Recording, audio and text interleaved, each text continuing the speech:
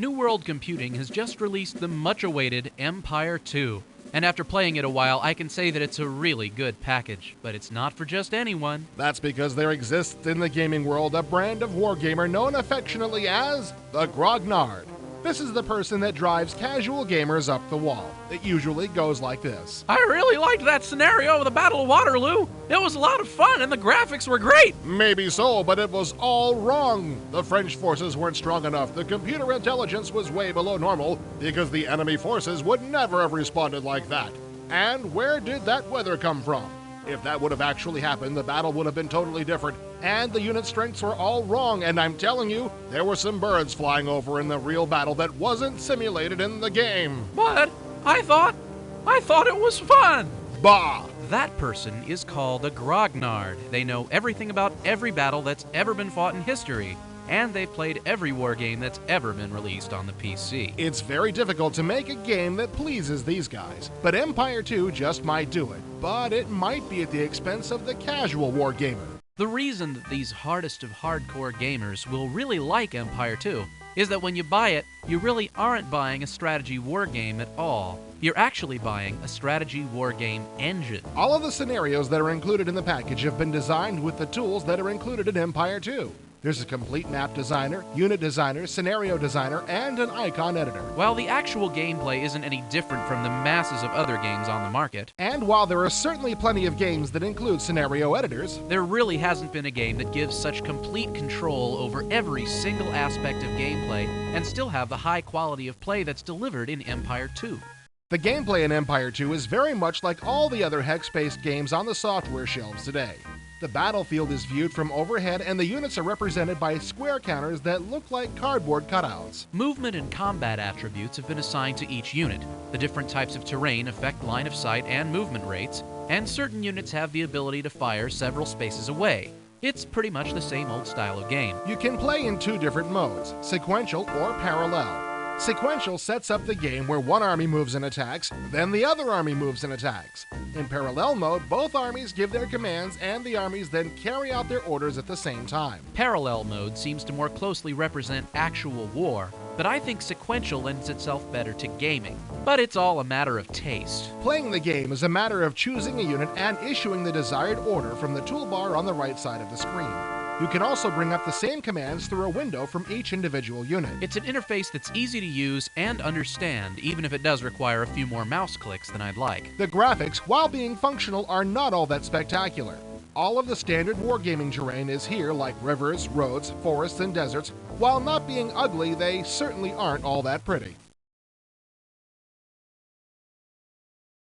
But where Empire 2 really gains points is the fact that every editor used to design the scenarios is included in the package.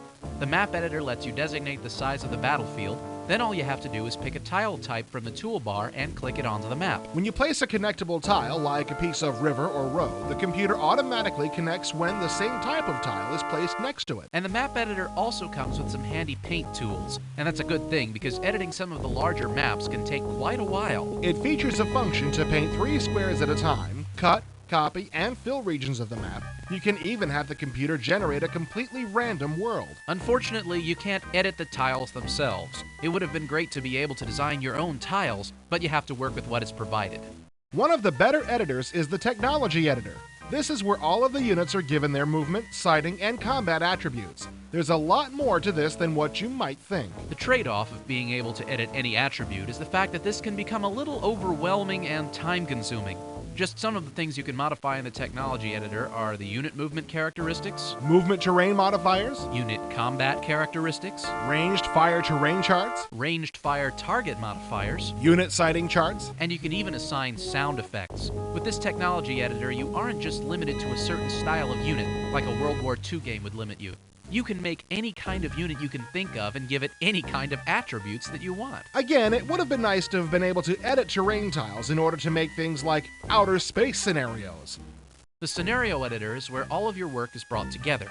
Once you've decided on the map and unit set you want to use, you go to the scenario editor to combine it all. Through the scenario editor, you give your scenario a description and assign all of the units to positions on the map. You can also add scheduled events like weather and unit replacements and reinforcements. Don't forget about supply locations, and victory conditions also have to be established. There's a lot to do when designing a scenario from the ground up.